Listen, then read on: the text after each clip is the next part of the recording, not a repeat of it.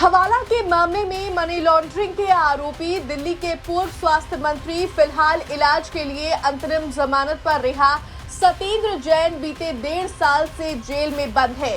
करीब 1.5 साल के लंबे समय के बाद आखिर राउज एवेन्यू कोर्ट ने 18 नवंबर की वो तारीख मुकर्रर की है जब सतेंद्र जैन पर जो आरोप ईडी ने लगाए हैं उसे तय करने के लिए यानी उन पर चार्जेस फ्रेम करने के लिए सुनवाई शुरू होगी ताकि ट्रायल जल्दी से जल्दी शुरू हो सके। तो वहीं आपको बता दें कि 25 अक्टूबर को सतेंद्र जैन वाले मामले की सुनवाई हुई जिसमें ईडी ने सतेंद्र जैन के वकील को केस से जुड़े वो सभी दस्तावेज भी सौंप दिए जिसकी मांग के लिए कोर्ट में याचिका डाली गई थी। लेकिन इसी बीच सुनवाई के दौरान जज ने कुछ ऐसा देखा कि एक आरोपी को डांट दिया। साथ ही सतेंद्र जैन के वकील ने आखिर कोर्ट में ये क्यों कहा कि ईडी लुका छुपी का खेल खेल रही है, चलिए आपको बताते हैं। दरअसल 25 अक्टूबर को सुनवाई शुरू होते ही कोर्ट में ईडी और सतेंद्र जैन के वकील के बीच जबरदस्त बहस चल रही थी। तभी इस मामले में वीडियो कॉन्फ्रेंसिंग के जरिए पेश हुए आरोपी अजीत प्रसाद जैन सुनवाई के दौरान खाना खा रही थी। आरोपी को खाना खाते देख जज साहब को गुस्सा आ गया। उन्होंने आरोपी को डांटते हुए कहा कि कोर्ट की मर्यादा का ख्याल रखे।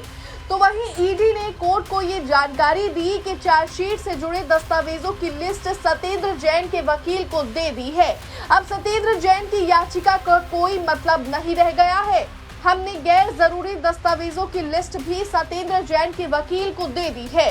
जो दलीलें सतेंद्र जैन के वकील दे रहे हैं उससे वे बार बार मामले की सुनवाई टालने की कोशिश कर रही है। जबकि सुप्रीम कोर्ट ने कहा कि सतेंद्र जैन के वकील मामले की सुनवाई में शामिल हो। हमें भी जांच में बहुत सी आय से अधिक संपत्ति का पता चला है जो अभी इस स्टेज पर ये सब चीजें नहीं बता सकते।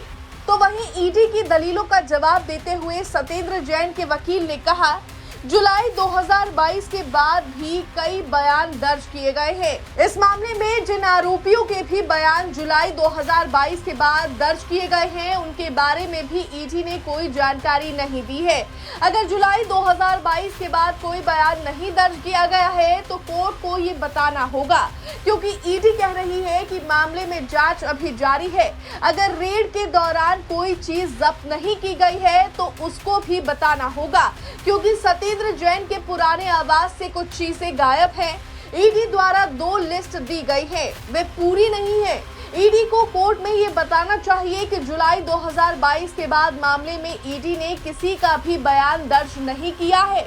गवाहों की लिस्ट में योगेश मलिक का नाम है लेकिन जो लिस्ट हमको दी गई है उसमें योगेश मलिक का नाम नहीं है। आखिर ईडी कोर्ट से लुका छिपी का खेल क्यों खेल रही है? 2016 में जांच शुरू हुई थी, 5 साल बाद केस दर्ज किया गया, 8 बार बयान लिया गया। खैर, अब 18 नवंबर को इस मामले की सुनवाई होगी तो वही उससे पहले 4 नवंबर को सुप्रीम कोर्ट में सतेंद्र जैन की रेगुलर बेल पर भी सुनवाई होनी है। देखना ये होगा कि 18 नवंबर को राउज एवेन्यू में सुनवाई से पहले सुप्रीम कोर्ट से सतेंद्र जैन को राहत मिल पाएगी या फिर नहीं। ब्यूरो रिपोर्ट, दिल्ली तक।